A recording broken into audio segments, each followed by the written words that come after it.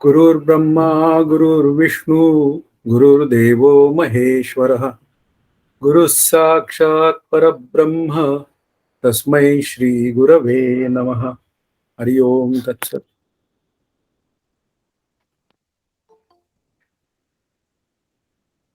तृप्तिदीपाचा अभ्यास सुरू झालेला आहे आणि 40 श्लोक अभ्यास करून झालेले. 40 श्लोकाचा अभ्यास करताना आपल्या एकच लक्षात आलंय की ती जी आत्मस्वरूपाच्या ऐक्यानंतर मिळणारी तृप्ती आहे ती निरपेक्ष तृप्ती आहे. कोणत्याही वस्तूवर किंवा व्यक्तीवर किंवा परिस्थितीवर अवलंबून नसणारी अशी निरपेक्ष तृप्ती हेच आपल्या या तृप्तिदीप प्रकरणाच्या अभ्यासाचा विचार आहे. आणि तो सांगताना या जीवाच्या 7 अवस्था आपल्या पुढे मांडलेल्या आहेत आणि या 7 अवस्थांच्या निमित्ताने एक चर्चा चाललेली आहे की या 7 अवस्था कोणाच्या आहेत. तर त्या आत्मस्वरूपाच्या नसून जीवाच्या आहेत हे सांगण्याचा एक मोठा प्रसंग चाललेला आहे. त्याचं कारणच आहे की आत्मा अवस्थात्रयातीत आहे आणि त्याचा आणि कोणाचा म्हणजे या जगातील कोणत्याही गोष्टींचा वास्तवात काहीही संबंध नाही.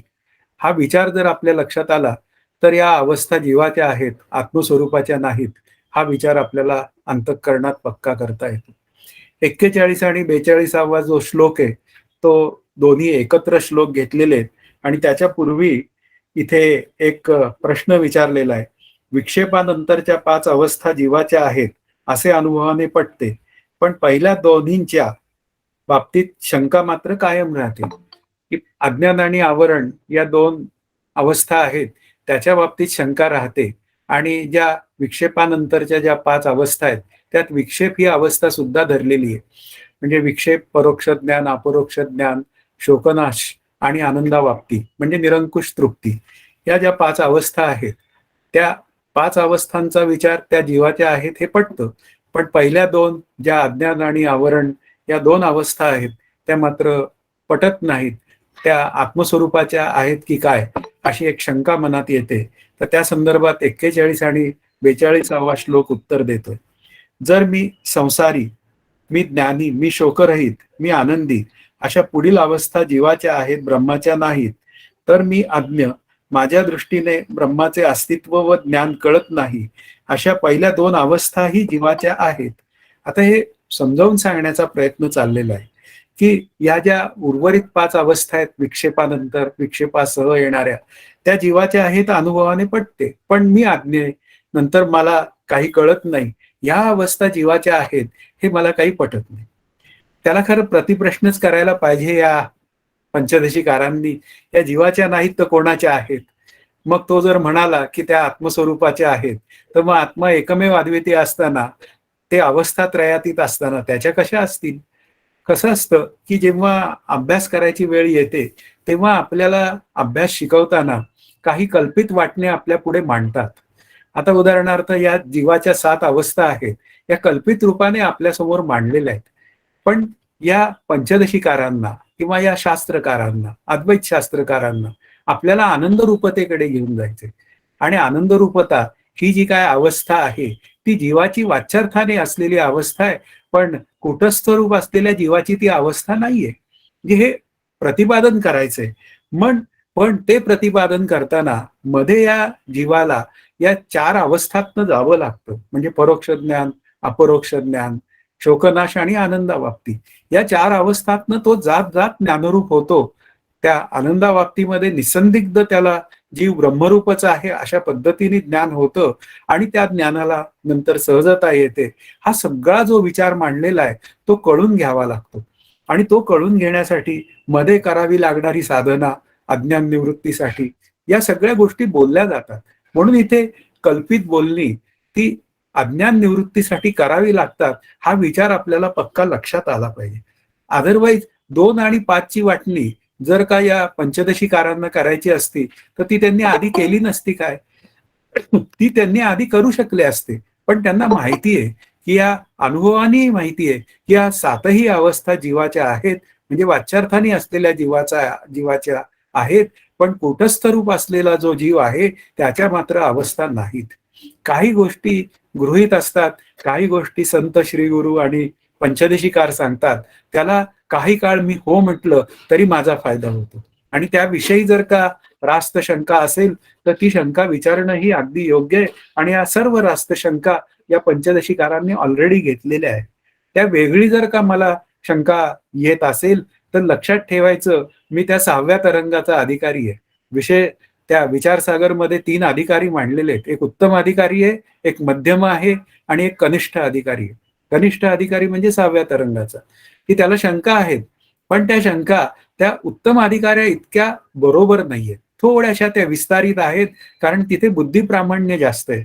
म्हणून आपल्याला विचार करताना, अभ्यास करताना काही भागात बुद्धिप्रामाण्य आणि काही भागात मात्र श्रद्धेने स्वीकारायचं. आणि माझा अभ्यास मी संत श्री गुरु आणि अद्वैत शास्त्र या दोघांना धरून, तिघांना धरून अभ्यास करायचा, ही भूमिका जर माझ्या अंतःकरणात असेल तर मग मात्र या 2 अवस्था पटत नाहीत आणि 5 अवस्था पटतात अशी बोलणी न करता हे संत श्री गुरु जे सांगतायत, पंचदशीकार सांगतायत, की 7ही अवस्था जीवाच्या आहेत, त्या ब्रह्मस्वरूपाच्या नाहीत. एवढं मी आधी पटवून घेतलं पाहिजे. आधी सहज पटवून घ्यावं शब्दांच्या स्तरावर, मध्ये साधन करावं आणि नंतर अनुभवाच्या स्तरावर तो विषय कळून घ्यावा, हा त्यातला भाग आहे. पुढे आता आणखीन एक शंका इथे घेतली गेलेली आहे आणि ती शंका अशी आहे की संक्षेप शारीरक या प्रसिद्ध ग्रंथात सर्वज्ञात्म मुनींनी ब्रह्माला अज्ञानाचे आश्रय कसे मानले. आता ही एक शंका घेतली की हे संक्षेप शारीरक म्हणजे सर्वज्ञात्म मुनी हे श्री सुरेश्वराचार्यांचे शिष्य आहेत, म्हणजे शंकराचार्यांच्या पठडीतले ते आहेत. आणि त्यांनी त्या पहिल्या 4 ब्रह्मसूत्रावर त्यांनी हा ग्रंथ लिहिलेला आहे आणि तो अत्यंत वाचनीय आहे. तो माझ्या श्री गुरूंनी त्याचा अर्थही लिहिलेला आहे. तो मुळातनच ग्रंथ पाहावा. पण मुख्य मुद्दा काय आहे की त्यांनी अज्ञानाचे आश्रय त्या ब्रह्माला मानलं, म्हणजेच त्या मायेला स्वाश्रया असं एक लक्षण तयार केलं. स्वाश्रया शब्दाचा अर्थ स्वच्या आश्रयाने राहणारी माया. अशा रीतीने ते स्वाश्रया लक्षण केलेलं आहे. तर मग ती स्वच्या आश्रयाने राहते, स्वला विषय करते, म्हणून स्वविषया अशी भाषा बोललेली आहे आणि स्वविषयी बोलते. आत्ता काय चाललंय, स्वविषयी बोलते. आता हा अभ्यास करणं हा प्रांत सुद्धा मायेतलाच प्रांत आहे. पण काय आहे की काट्याने काटा काढावा तसंच आता इथे काय केलंय की मी अज्ञानी आहे हा एक कल्पनेचा बंध आहे आणि मग त्यातून परोक्ष ज्ञान ते आनंदावाप्तीपर्यंतचा जो प्रवास आहे तो सुद्धा मायेच्या प्रांतातला आहे. पण तो संवादी मायेचा प्रांत आहे आणि त्या निमित्ताने मी आनंदाशी एकरूप होतो. त्याला स्वविषया अशा पद्धतीने बोललं जातं. पण आता मात्र जो विचार आहे तो स्वाश्रया संदर्भातला आहे. आणि 43वा श्लोक असं सांगतोय, त्या आचार्यांनी सर्वज्ञात्म मुनी ब्रह्म अज्ञानाचा आश्रय आहे असे जे म्हटले ते ब्रह्म हे अज्ञानाचे अधिष्ठान असल्याच्या दृष्टीने आहे. पण येथे जीव मी आज्ञ असा अज्ञानाचा अभिमान बाळगीत असल्याने ती जीवाची अवस्था आहे असे मी म्हणतो. आता या सर्वज्ञात्म मुनींनी 2 पद्धतीने विचार आपल्या पुढे मांडलेले आहेत की एके ठिकाणी ब्रह्म अज्ञानाचा आश्रय आहे, तिथे त्यांना अध्यस्त अधिष्ठान भाव समजावून सांगायचा आहे. आणि त्या ठिकाणी त्या ब्रह्माचा आणि या जगताचा, त्या ब्रह्मस्वरूपाचा आणि जीवाचा काय संबंध आहे हे सांगायचं, की तो जीव वाच्यार्थाने अध्यस्त असून लक्षार्थाने कूटस्थ रूपच आहे आणि कूटस्थच रूप असल्यामुळे तो सहजच ब्रह्मस्वरूप आहे. अशा पद्धतीने एक त्यांनी मांडणी केलेली आहे. आणि मग अज्ञानाची निवृत्ती ही अधिष्ठानमय असते किंवा कल्पित सर्पाची निवृत्ती ही रज्जूमय असते, म्हणजे रज्जू उपहित चैतन्यमय असते, किंवा चांदीची निवृत्ती ही शुक्ती रूप म्हणजे शुक्ती उपहित चैतन्य रूप असते. हा विचार आपल्या पुढे मांडलेला आहे. त्यामुळे आपल्याला आपली नजर ही सतत अधिष्ठानाकडे ठेवता येते अभ्यास दृष्टीने. पण जेव्हा अवस्थांचा विचार मांडायची वेळ येते त्यावेळी आपल्याला संबंध आणि अवस्था या 2 विभागांमध्ये गल्लत करून चालत नाही. अध्यस्त अधिष्ठान भाषेनी आपल्याला मी ब्रह्मरूप आहे आणि अशा पद्धतीने माझा आणि ब्रह्माचा एक संबंध दाखवलेला आहे. वास्तवात आपल्याला समजून घ्यायचंय की ते मीच आहे, पण काय आहे ते मी आहे हे विसरलेलो आहे. आणि विसरलोय म्हणून हा संबंध मला सांगावा लागतो की अरे जीवा तू ब्रह्म आहेस संकल्प लोपी. असं ज्ञानदेवांनी म्हटलंय की मी नको ते संकल्प करतो, मी देह मी करता असे संकल्प करतो आणि त्या संकल्पातनं मी सुखी दुःखी होतो आणि मी माझ्या खऱ्या ज्ञानरूपतेला मुक्तो. म्हणून तिथे एक ब्रह्मस्वरूपाचा आणि माझा काही एक संबंध आहे अशा पद्धतीने तिथे मांडणी होते. आणि मग ज्यावेळी मला माझ्या स्वरूपाचा अनुभव येतो, त्यावेळी मग आपल्याला असं लक्षात येतं, की भरला घनदाट हारी दिसे. म्हणजे इथे कोणताच संबंध नसून सर्व सृष्टी ब्रह्ममय आहे, असा विचार तयार होतो आणि त्याला सर्व ब्रह्मवाद असं म्हणतात. म्हणजे ही भूमिका जी आहे, ती संबंधातनं आपल्यापुढे येते.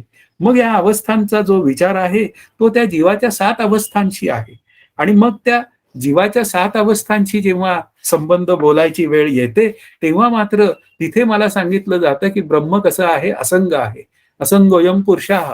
ते विकारशून्य आहे. एक परब्रह्म संचले, कदापि नाही विकारिले. म्हणजे समर्थांचं म्हणणं आहे, की सर्वत्र परब्रह्म संचलेला असून त्याच्यामध्ये विकार काहीच झालेला नाही. पण काय होतं, कल्पित रूपाने आपल्याला विकार स्वीकारावा लागतो, की शरीर रूपाने विकार आहे, पण आत्मरूपाने विकार नाही. असे बोलणी आपल्याला करावी लागतात आणि ते आत्मस्वरूप हेच माझं स्वरूप आहे आणि त्या निमित्ताने मी माझ्या स्वरूपाकडे जाण्याची बोलणी करू शकतो.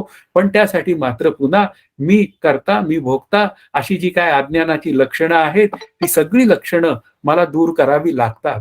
आणि जोपर्यंत ही लक्षणं दूर होत नाही, तोपर्यंत मला माझ्या खऱ्या आनंदाचा अनुभव येत नाही. म्हणून जीवाच्या 7 अवस्थेमध्ये या उर्वरित ज्या 4 अवस्था आहेत, परोक्ष ज्ञानापासूनच्या ते आनंदावाप्तीपर्यंतच्या, त्या साधकाच्या दृष्टीने अत्यंत महत्वाच्या आहेत. आता हा जो 44वा श्लोक आहे, तो अज्ञान व आवरण नाशाचे उपाय सांगताय. आता इथे 2 प्रकारच्या ज्ञानाने अज्ञान, हे अज्ञान नष्ट झाले असता भासत नाही व नाही, हे अज्ञानाने केलेले दोन्ही प्रकारचे आवरण नष्ट होते. आता आवरण शब्दाचा अर्थ काय? जणू काही आलेला विचार, की वास्तवात पाणी आणि शेवाळ्याचा दृष्टांत आपण नेहमी देतो, की पाण्यावर शेवाळं येतं, त्यावेळी ते पाण्यावर आलेलं आवरण आहे. पण ते वास्तवात जणू काही आलेलं आवरण आहे. व्यावहारिक सत्तेत ते आवरण आलेलं आहे, ही भाषा बरोबर आहे. पण जेव्हा आत्मस्वरूपाचा आणि या जगताचा विचार करायची वेळ येते, त्यावेळी ज्या जगताच्या सत्यत्वाच्या निमित्ताने जेव्हा माझ्यावर आवरणं येतात, आता ही 2 आवरणांचा विचार आहे, की 2 प्रकारच्या ज्ञानाने, आता 2 प्रकारची ज्ञानं कोणती आहेत? एक परोक्ष ज्ञान आणि अपरोक्ष ज्ञान. कारण ज्ञानाच्या भूमिकेमध्ये या ज्ञानाच्या 7 अवस्था असाही विचार करता येतो, या 4 अवस्थांचा विचार करताना, की या ज्ञानाच्या 4 अवस्थेमध्ये आपल्याला लक्ष घातलं, की असं लक्षात येतं, की परोक्ष ज्ञानापासून खऱ्या अभ्यासाला सुरुवात होते. आणि मग या परोक्ष ज्ञानामध्ये संत श्रवण, श्री गुरु श्रवण आणि अध्यात्म श्रवणाचा विचार येतो आणि त्या अभ्यासाचा विचार येतो. मग परोक्ष ज्ञानाने काय होतं, की मुख्य मुद्दा काय आहे, की अज्ञानाचं आवरण निवृत्त होतं. मग ते कुठल्या अज्ञानाचं आवरण निवृत्त होतं? ते असत्वापादक आवरण निवृत्त होतं, की ते ब्रह्माचं अस्तित्वच मी मानत नसतो, ते अस्तित्व आहे असा किंचित झलक माझ्या अंतःकरणात येते. म्हणजे त्याच्या अस्तित्वाविषयी असलेला जो संशय आहे, तो जाण्यासाठी मला त्या शास्त्राचा अभ्यास, श्रवणाचा लाभ घेतला पाहिजे. आणि नंतर भासत नाही आणि नाही, हे जे काय भाषा आहे, त्याला आभानापादक आवरण असं म्हणतात, की मला माझ्या स्वरूपाचं ज्ञान नाही, याला म्हणतात आभानापादक. मग असं जे काय आभानापादक आवरण आहे, ते दूर करण्यासाठी मला त्या स्वरूपाचा आनंदाचा अनुभवच घेतला पाहिजे. तिसरा जो विचार आपण मागच्या वेळी मांडला होता, तो अनानंदापादक आवरणाचा विचार आहे, की ते भान मला नाही आनंदाचं आणि तो आत्मा मी असणं शक्य नाही. अशी भूमिका तयार होते. तो आनंदाचा ठेवा मी आहे, ही भूमिकाच माझ्या अंतःकरणाला पटत नाही. आता याला काय म्हणायचं? अनानंदापादक आवरण. मग या तीनही आवरणांचा दोष हा परोक्ष ज्ञान आणि अपरोक्ष ज्ञान या पद्धतीने जातो. मग अपरोक्ष ज्ञान कशाने होतं? तर मध्ये अज्ञानाची निवृत्ती आहे आणि अज्ञानाच्या निवृत्तीसाठी साधन सांगितलं जातं. आणि ते साधन आपण जर केलं तर मग मात्र मी आहे हे मला नक्की कळतं. पण जोपर्यंत मी साधन करत नाही, म्हणजे आत्मदृष्टीने आत्मस्वरूपाकडे जाण्यासाठी, अज्ञानाच्या निवृत्तीसाठी साधन करत नाही, मग तोपर्यंत माझी दृष्टी मात्र ही 5 ज्ञानेंद्रियांवरच दृढ असते. ही 5 ज्ञानेंद्रियांनी जे कळतं तेच खरं आहे. उर्वरित 5 ज्ञानेंद्रियांशिवाय अशी काहीतरी एक आत्मवस्तू आहे, यावर विश्वासच बसत नाही. पण ही काय आहे? ही दोन्ही प्रकारची जी काय आवरणं आहेत, असत्वापादक आणि आभानापादक किंवा अनानंदापादक, या तीनही आवरणांचा नाश हा परोक्ष ज्ञान व अपरोक्ष ज्ञानाने होतो. इथे नाश शब्द हा ठासून बोलण्यासाठी बोललेला आहे आणि नाश शब्दाचा अर्थ इथे निवृत्ती किंवा बाद असा अर्थ आपल्याला घ्यावा लागेल. पुढे हा 45वा श्लोक सांगतो, की ती 2 ज्ञाने अशी आहेत. परोक्ष ज्ञानाने आवरणाच्या कारणाचा नाश होतो व अपरोक्ष ज्ञानाने आभानावरणाच्या कारणाचा नाश होतो. तिथे दोन विचार फार महत्वाचे आहेत, की जी काय निवृत्ती करायची आहे, ती निवृत्ती कशी असली पाहिजे. एक कारणासह निवृत्ती बोलतात, कारणासह निवृत्ती, आणि दुसरी निवृत्ती आहे ती कार्यात कारणाची निवृत्ती. आता कारणासह निवृत्ती आहे ती अभ्यासाने होते, म्हणजे ती विचाराने होते. आता इथे खूप बौद्ध सुकृताची जोडी असा विषय मांडलेला आहे. कधीतरी मला माझ्या श्री गुरूंसारख्या एका मोठ्या व्यक्तीची भेट होते, माझा सत्वगुण वर येतो, माझ्या चुका मान्य होतात आणि मी अभ्यासाला लागतो. आणि अभ्यासाला सुरुवात केली की ते असत्वापादक आवरण जे आहे, की त्या ब्रह्माच्या अस्तित्वाविषयी घेतलेला जो संशय आहे तो हळूहळू निघून जायला मदत होते. पण शेवटी काय आहे, ते ब्रह्म मी आहे हा विचार आपल्या अंतःकरणात पक्का झालाच पाहिजे. ते आनंदरूप ब्रह्म मी आहे हा विचार झालाच पाहिजे. आणि तो जर विचार मला पूर्ण करायचा असेल तर कारणासह वर्तमान दुःखाची निवृत्ती किंवा कारणासह कार्याची निवृत्ती झाली पाहिजे. नुसती कार्याची निवृत्ती झाली तर ती लयरूप असते, म्हणजे ती तात्पुरती असते. ती उदाहरणार्थ की आपल्याला समजा एखादं संकट आलं, आणि एखादं संकट आलं की आपण काय म्हणतो, श्रीराम जयराम जय जयराम. आणि कधीतरी ते संकट निघून जातं आणि माझी अंतःकरणात वृत्ती काय तयार होते की अरे श्रीराम जयराम जय जयराम म्हटलं, त्यांनी माझं संकट दूर झालं. पण परत संकट आलं की माझी स्थिती परत तशीच होते. म्हणजे याचा अर्थ काय झाला की जेव्हा मी एखाद्या संकटाची निवृत्ती ही नामाने छेद देऊन करण्याचा प्रयत्न करतो, तेव्हा लहान मुलाची काय म्हणूया चिरचिर ती गोळी देऊन बंद केल्यासारखी असते. पण जेव्हा मी त्या गोष्टीवरच विचार करतो की काय झालेलं आहे, की हे जे काय मला सुख किंवा दुःख होतंय त्याचं कारण आत्मस्वरूपाचं अज्ञान आहे. आणि ते अज्ञान जर का मी निवृत्त केलं तर येणारा प्रसंग कसा का येईना, पण त्या प्रसंगामध्ये त्या प्रसंगाचा माझा काडीचा संबंध नाहीये, माझ्या मी आनंदाला धक्का लागू देणार नाही. अशा पद्धतीने जेव्हा विचार होतो तेव्हा तो कारणासह कार्याची निवृत्ती अशी भाषा असते. आणि झोपेमध्ये तर रोज कार्य, जो कार्यामध्ये कारण निवृत्त होतं, पण सकाळी मात्र जसाचा तसा मी आज्ञ होऊन उठतो. म्हणून इथे कार्यासह कारण निवृत्ती नको, म्हणजे कारणाची निवृत्ती कार्यामध्ये नको, कारण त्यांनी अज्ञान दूर होत नाही. म्हणून इथे काय आहे, हे असत्वापादक आवरण जर का दूर करायचं असेल तर मला श्रवण केलं पाहिजे. त्या श्रवणातनं माझी हळूहळू ही असत्वापादक म्हणजे ब्रह्माच्या अस्तित्वाबद्दल असलेली शंका ही हळूहळू संशय दूर होत जातात. आणि पुढे मग जो विचार आहे की मी ब्रह्म आहे असं मला निसंदिग्ध ज्ञान झालं पाहिजे. त्याने मग तो अनानंदा पादक आणि अभानावरण हा दोष जातो, हा मुख्य विचार आहे. म्हणून इथे अनुभवापर्यंत, आत्मसाक्षात्कारापर्यंत मी अभ्यास करणं आणि त्या अभ्यासाचा सतत पाठलाग करणं, तो करत राहणं आणि एक दिवस मी माझ्या आनंदाशी एकरूप होणं, हे सगळे विचार ओघाने पुढे येतात. फक्त साधकांनी त्या अभ्यासामध्ये अंतःकरण वृत्ती तिथे धरून ठेवली पाहिजे. असं जोपर्यंत घडत नाही, म्हणून इथे श्री ज्ञानदेव म्हणतात की तू अभ्यासाने येऊन मला मिळ, हे सुद्धा आपल्याला फार समजून घ्यायची गरज आहे. आता हा जो 46वा श्लोक आहे तो त्या आत्मसाक्षात्काराचा काय परिणाम असतो तो सांगणारा आहे. अभानावरण नष्ट झाल्यावर आत्म्यावरील जीवत्वाचा आरोप निघून जातो व ज्याला संसार म्हणतात तो कर्तृत्वादी शोक नष्ट होतो. आता आभानावरणामध्ये काय आहे, मला माझ्या स्वरूपाचं भानच नाहीये, अशी भाषा त्या आभानावरणामध्ये आहे. म्हणजे आभानंदा अनानंदा पादक किंवा आभाना पादक आवरणामधला हा दोष आहे. आता तो दोष काढायचा असेल तर मला अभ्यास करावा लागेल. तिथे अपरोक्ष ज्ञानाचा विचार आहे, त्या जीवाच्या म्हणूया पाचव्या अवस्थेचा, की ती जीवाची पाचवी अवस्था आहे ती अपरोक्ष ज्ञानाची. आणि ती अपरोक्ष ज्ञान केव्हा शक्य आहे, जेव्हा अज्ञानाची निवृत्ती होते तेव्हा ज्ञानाची प्राप्ती होते. आता अज्ञानाची निवृत्ती म्हणजे आभानावरण दोष नष्ट होणं. आणि तो नष्ट केव्हा होईल, सकल कारणासह दुःखाची निवृत्ती आणि परमानंदाची प्राप्ती तेव्हाच होईल. म्हणून इथे काय आहे, त्या ज्ञानाने म्हणजे आत्मज्ञानाने त्या अज्ञानाचा नाश होतो, म्हणजे बाध होतो. आणि तो बाध झाल्यानंतर हे आभानावरणाचं जे कार्य आहे की मी करता मी भोगता, हे जे कर्तृत्वादी दोष आहेत ते माझ्याकडे शिल्लक राहत नाही. त्याला आधीची प्रॅक्टिस ही उपयोगाला येते, की ती प्रॅक्टिस असं सांगते की मी करता नसून राम करता आहे. आणि असं प्रत्येक वेळी राम करता आहे ही भूमिका अंतःकरणात असेल तर कोणत्याही क्षणी ज्यावेळी माझ्या हातनं एखादी चांगली कृती घडते आणि त्याचं क्रेडिट मला जेव्हा दिलं जातं, त्यावेळी मी सहजच म्हणतो, की रामा हे तुला क्रेडिट अर्पण असो. असं प्रत्येक वेळी मी रामाला क्रेडिट अर्पण करून मी मात्र त्या म्हणूया मिळालेल्या क्रेडिटपासून दूर राहतो. मिळालेला जो माझ्या दिलेलं महत्व असतं त्याच्यापासून मी दूर राहतो आणि दूर राहिलो की मी सहज शांत राहतो आणि सहज शांत राहिलो तर मी आनंदात राहतो. म्हणजे अशा पद्धतीने हे जे काय शोक, मोह वगैरे ज्या सगळ्या गोष्टी आहेत, या कार्यरूपाने भासणाऱ्या गोष्टी आहेत आणि त्या आत्मस्वरूपाच्या अज्ञानामुळे मला आहेत. म्हणून तिथे त्या आत्मस्वरूपाचं अज्ञानच निघून गेलं म्हणजे मी अनानंदापादक आवरण दूरच केलं आणि मला माझ्या खऱ्या आनंदाचा लाभ झाला. अशा पद्धतीने ती तृप्ती आपल्या पुढे येते आणि त्या जीवावर असलेला जो अतृप्तीचा जो आरोप असतो तो सहज निघून जातो. पण तिथे पुन्हा संत आणि श्री गुरु यांच्या कृपेशिवाय हा मार्ग मोकळा होत नाही, हेही सांगायला मात्र आता आपल्याला दुसरा काही चान्सच नाहीये. हे आपल्याला सांगावंच लागतं. दुसरा परिणाम जो तृप्ती तो सांगतात.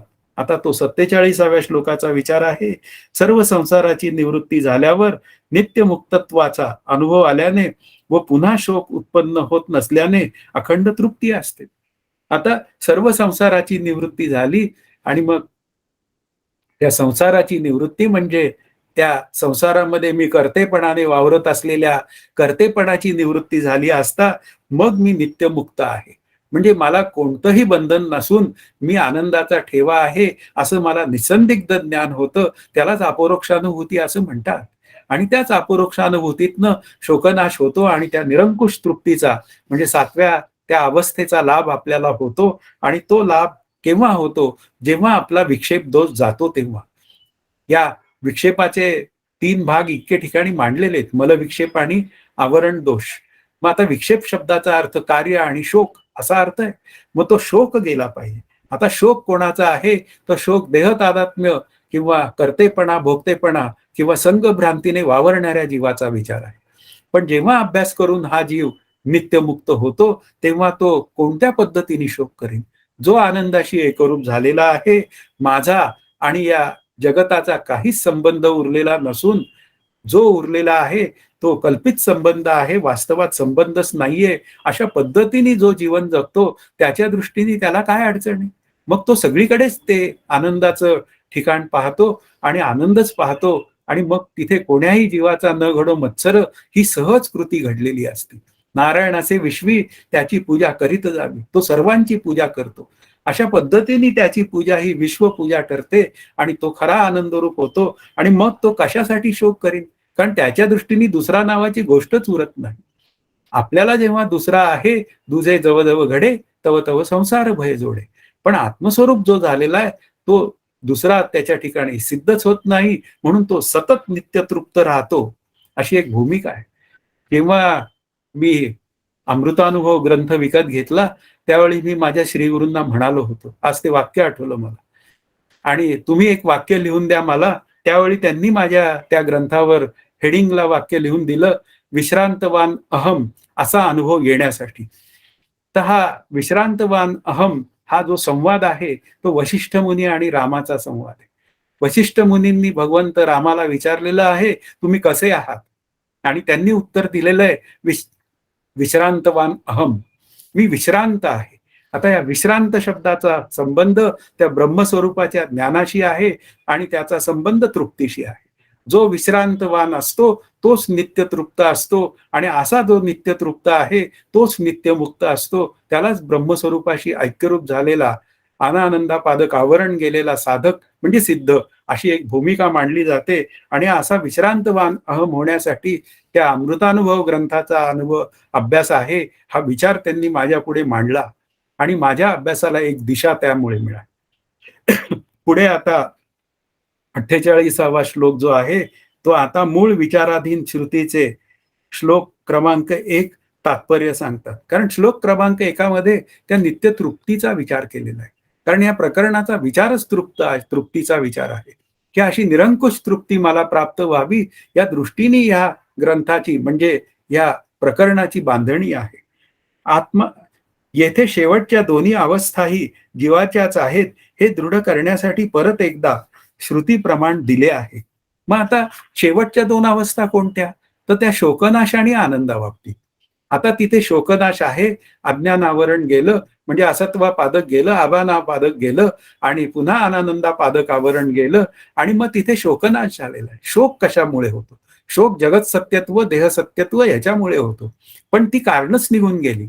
आता ती कारणं निघून गेली म्हणून शोकनाश झाला आणि मग शोकनाश झाला तर मग काय आहे?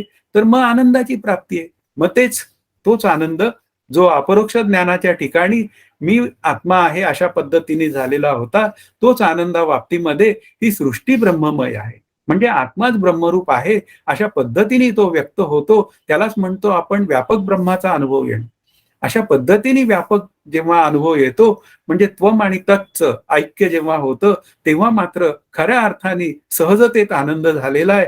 तोही दृढ अपरोक्षत्वाचा असला पाहिजे. अशा पद्धतीने या शेवटच्या 2 अवस्था आहेत, त्या ज्ञानरूप झालेल्या सिद्ध व्यक्तीच्या आहेत, असा विचार आपल्याला करावा लागेल. आता 49व्या श्लोकात अपरोक्ष ज्ञान 2 प्रकारे होते हे सांगतायत.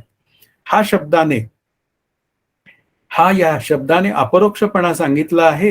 हा अपरोक्षपणा असण्याचे कारण चिद्रूप आत्म्याचे सद्रूप अस्तित्व व स्वयंप्रकाशत्व आहे. बुद्धीनेही त्याचे स्वप्रकाश रूपाने ज्ञान होते. असे हे अपरोक्षत्व 2 प्रकारचे आहे. आता इथे 2 प्रकारचं अपरोक्षत्व दिलंय. आता अनेक पद्धतीने ते 2 प्रकारचं अपरोक्षत्व आपल्या पुढे येतं, की ते अपरोक्षत्व आपण असं पण म्हणू शकू, की जेव्हा त्या बुद्धीच्या स्तरावर तो अनुभव येतो, तेव्हा त्या अनुभवामध्ये द्वैत असतो, की मी आत्मा आहे असं आलेला अनुभव. त्यावेळी तो अनुभव आलेला आहे तो वृत्तीच्या स्तरावरचा आहे. आता त्या वृत्तीच्या स्तरावर असलेल्या अनुभवाला जेव्हा सहजता येते, तेव्हा त्याला खरा अनुभव आला अशी ही भूमिका मांडता येते. आणखीन 2 भूमिका इथे मांडलेल्या आहेत, की अपरोक्षत्वाचे 2 प्रकार खाली सांगितलेले आहेत, की चिद्रूप आत्मा अविषय असून स्वयंप्रकाश व स्वसंवेद्य आहे, म्हणून तो सततच अपरोक्ष आहे. ते मोटुके गुरुमुखे उदय जात, हृदयी स्वयंबची वसे. त्याची अपरोक्षत्वता सांगितलेली आहे. म्हणून आत्मा कसा आहे तर स्वयंप्रकाश आहे. आता स्वयंप्रकाश आहे या शब्दाचा अर्थ त्याच्याच प्रकाशात सर्व या सृष्टीचं प्रकाशन होतं.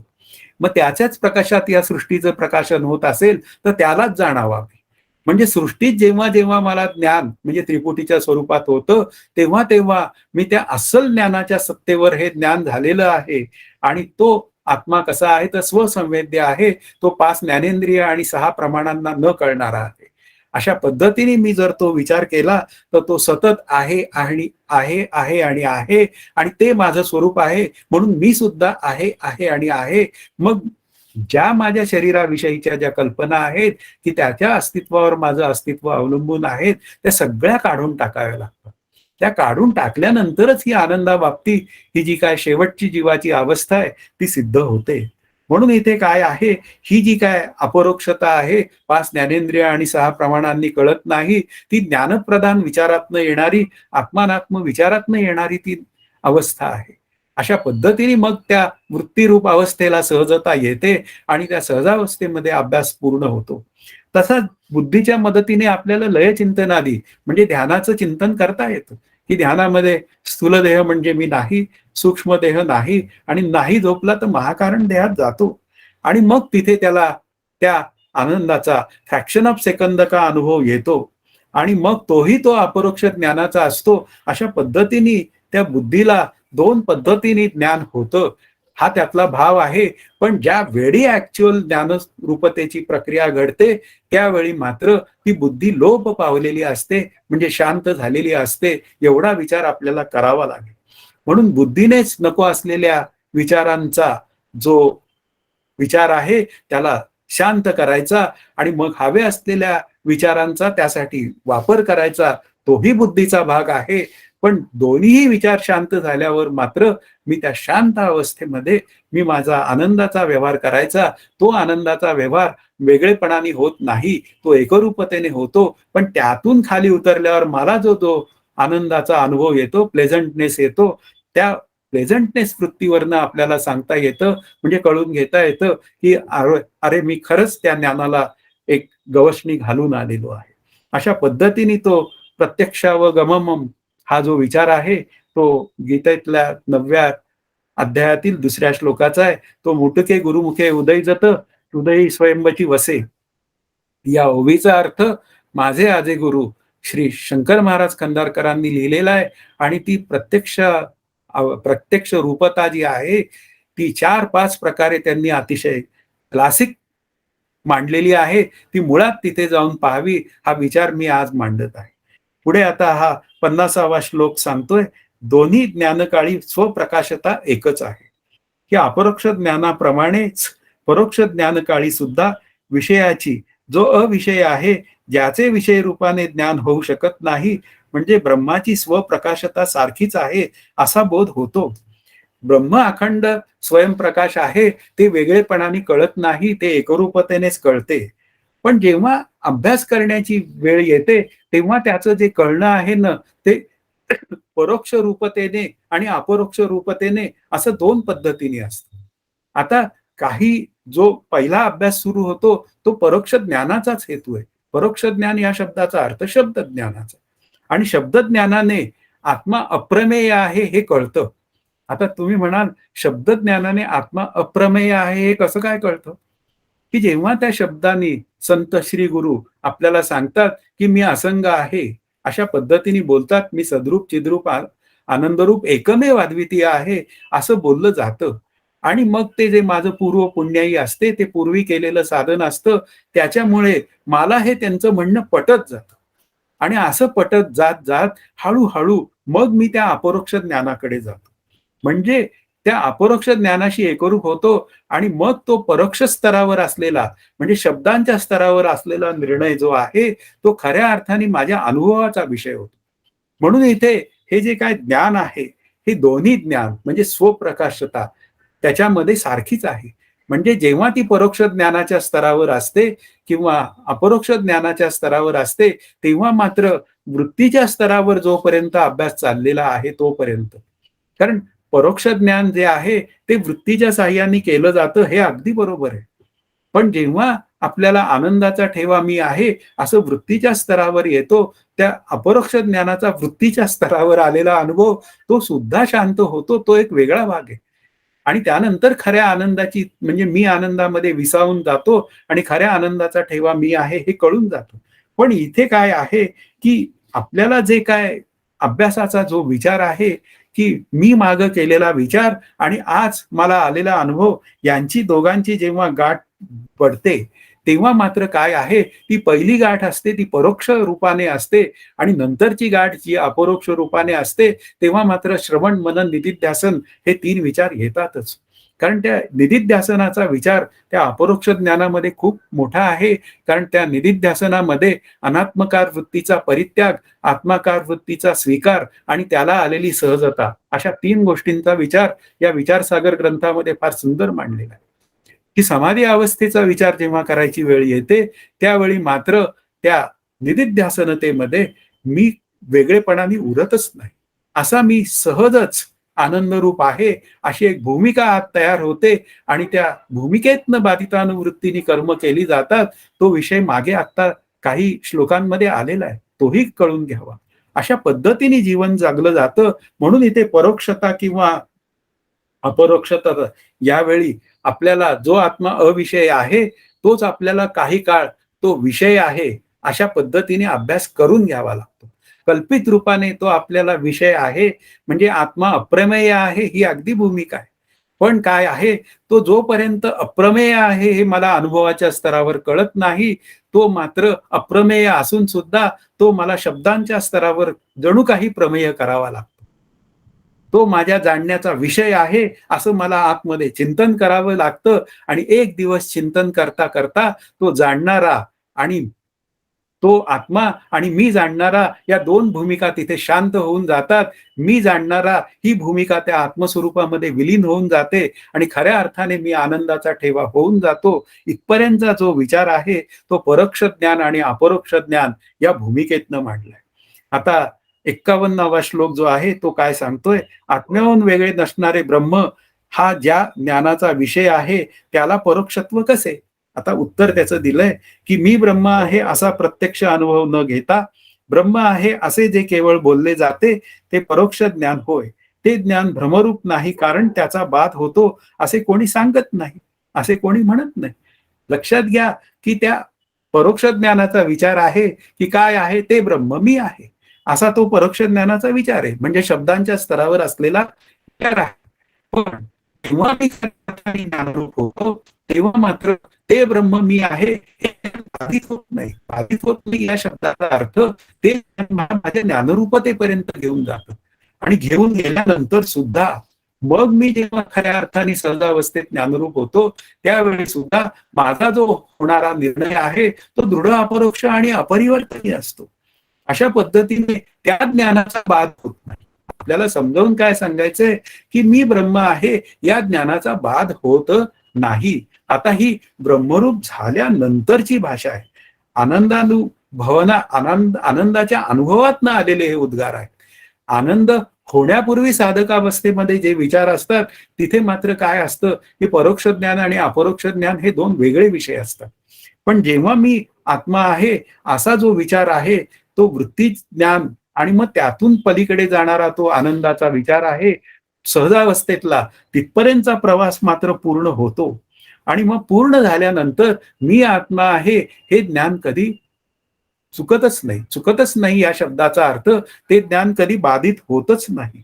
आणि ते ज्ञान बाधित होत नाही त्यासाठी फार सुंदर ओवी दिलेली आहे की तैसे शाब्दिक शास्त्रज्ञान बोले आन करी आन, तेणे नवे समाधान सर्वथा जाण साधका.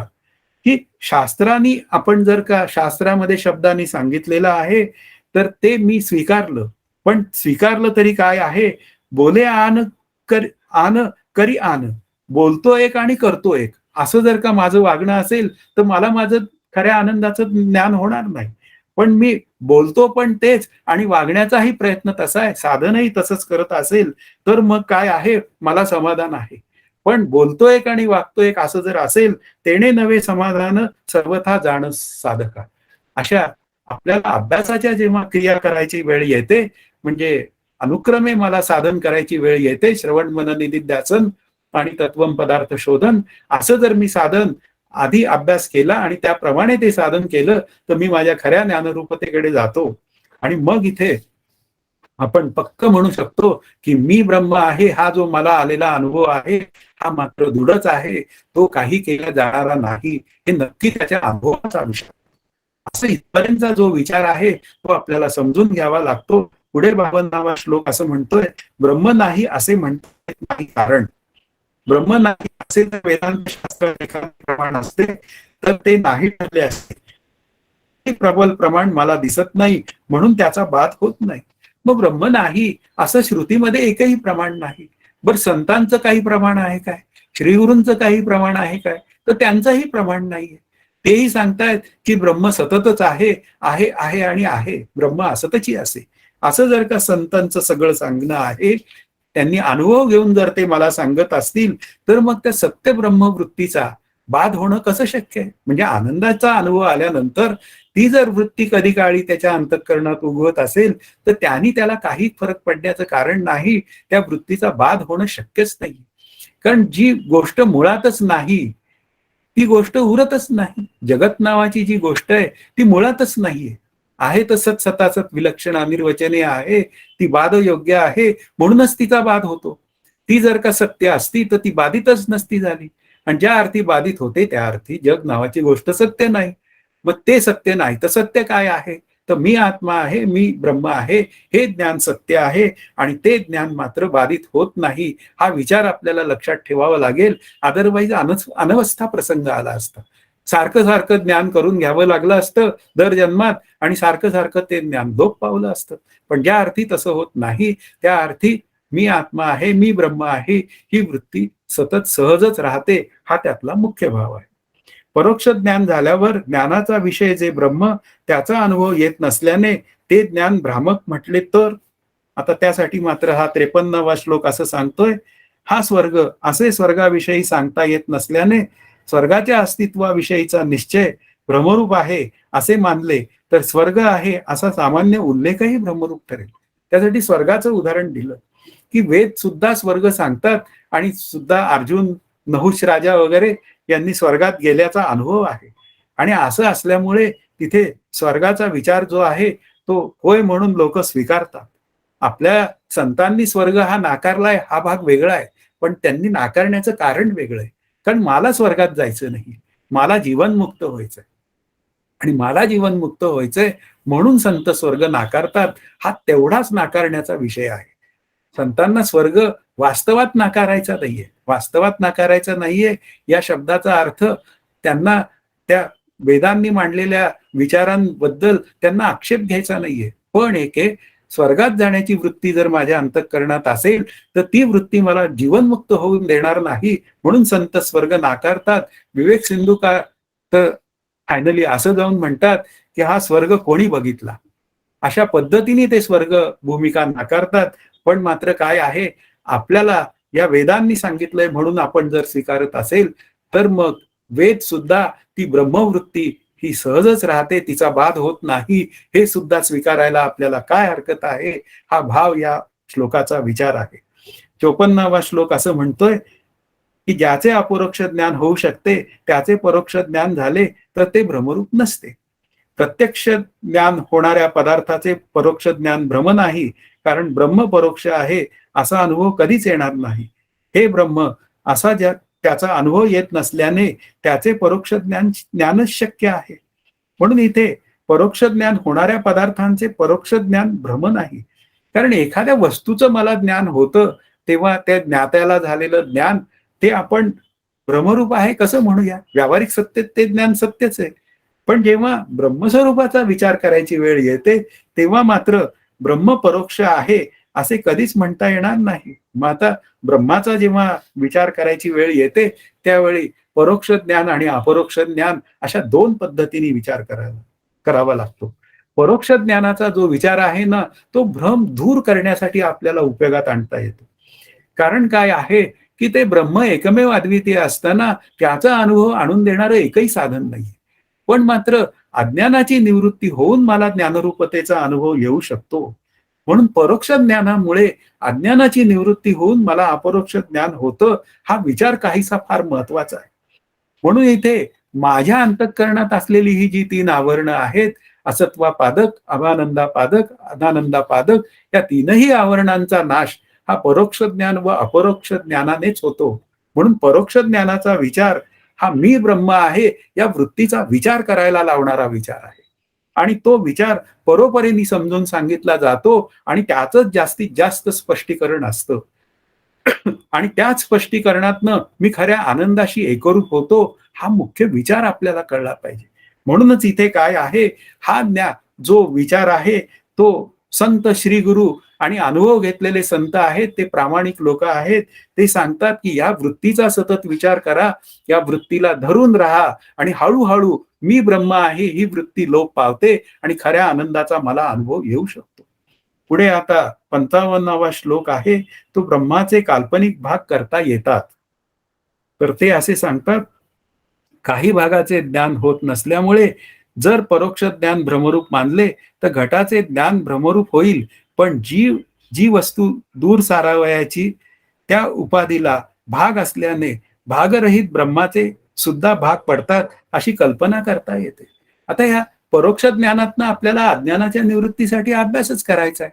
मग आपल्या पुढे 4 चैतन्यही मांडली जातात. एक जीव चैतन्य, एक ईश्वर चैतन्य, एक ब्रह्म चैतन्य आणि पुन्हा एक आणखीन जग चैतन्य असं म्हणूया आपण तात्पुरतं. मग आता हे काय ब्रह्माचे खरे भाग आहेत काय? ते ब्रह्माचे 4 कल्पित भाग आहेत. ते केवळ आपल्याला अभ्यासापुरते तयार करावे लागतात. की अरे जगत सुद्धा ब्रह्मरूप आहे, पण ते मला आता कळत नाही ना. मग आता कळत नाहीये तर मग काय करायला पाहिजे? मला आता अभ्यास केला पाहिजे. की लक्षात घ्या की प्रमाणाने जे मला ज्ञान होतं, म्हणजे माझ्या इंद्रियांनी जे ज्ञान होतं, आता ते ज्ञान जे आहे ते व्यावहारिक सत्तेमध्ये होणारं ज्ञान आहे. म्हणजे उदाहरणार्थ एखाद्या मडक्याचं ज्ञान झालं मला, तर ज्या प्रमाणात मला ते मडकं समोर दिसतंय त्या प्रमाणात त्याचं ज्ञान होतं. अशा पद्धतीने मला पीसीचं समोर ज्ञान होतंय, त्याच्या मागे असलेल्या त्याच्या रंगाचं वगैरे ज्ञान आता मला नाहीये. म्हणजे याचा अर्थ काय आहे की काही भागाचं ज्ञान होतंय आणि काही भागाचं होत नाही. हे व्यावहारिक सत्तेत शक्य आहे. पण जेव्हा आत्मस्वरूपाचा विचार करायची वेळ येते तेव्हा मात्र अपरोक्ष ज्ञानामध्ये भाग नाहीये. या चार कल्पित ज्ञानाचा विचार केला, ब्रह्मचैतन्य, जीवचैतन्य, ईश्वर चैतन्य, ते जीवाला साधनेच्या दृष्टीने केलेले कल्पित भाग आहे आणि ब्रह्मचैतन्य हे माझं खरं स्वरूप आहे.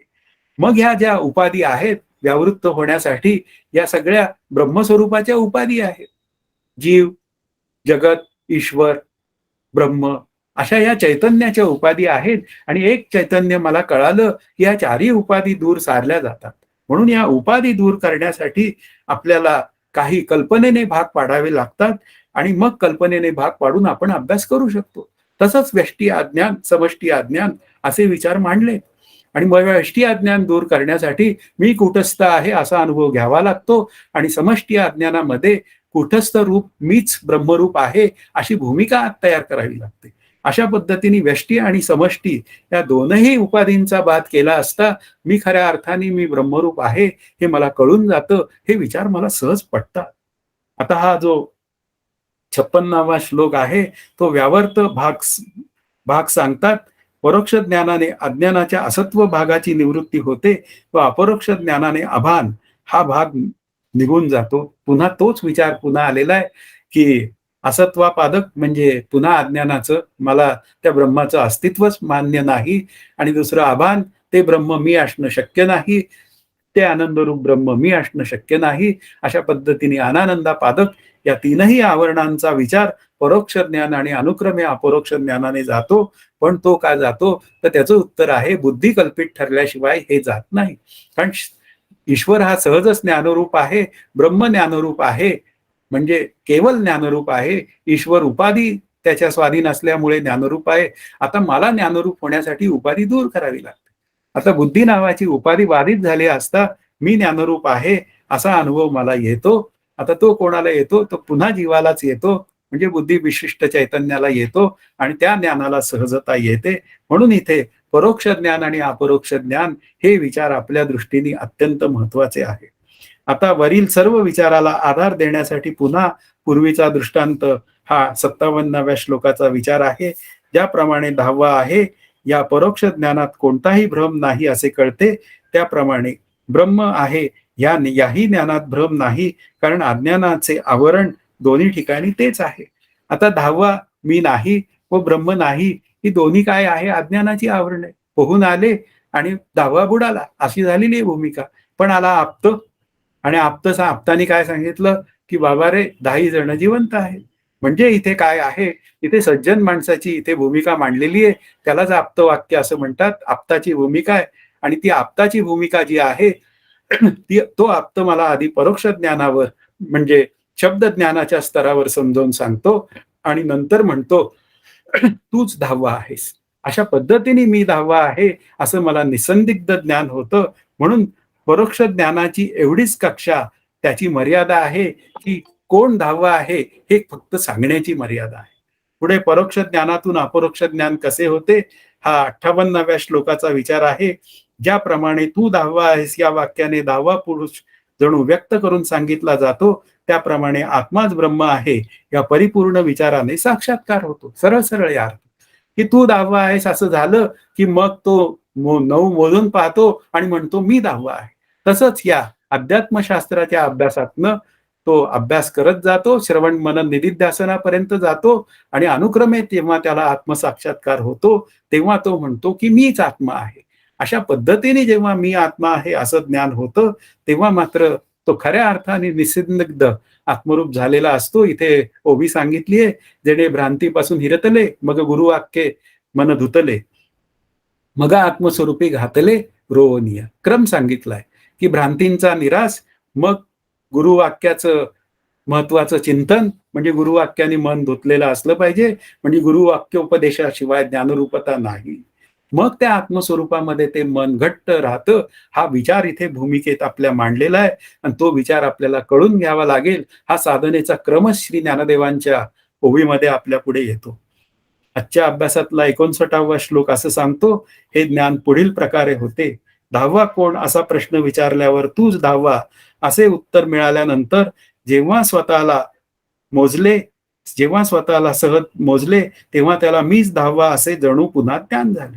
मग मीच 10वा हे ज्ञान मोजल्यावर मला होतं. तसंच मीच आत्मा हे ज्ञान मला अज्ञानाच्या निवृत्तीनंतर होतं. म्हणून मीच 10वा हे अपरोक्ष ज्ञान मी मोजल्यावर होतं. तसंच मी आत्मा हे अपरोक्ष दृढ अपरोक्ष ज्ञान हे मला अज्ञानाच्या निवृत्तीनंतर होतं. हा विचार आपल्या पुढे पक्का ठेवावा लागेल. आजच्या अभ्यासातला शेवटचा श्लोक असं सांगतोय, या 10व्याचा तूच 10वा आहेस, या उपदेशाप्रमाणे झालेला मी 10वा आहे.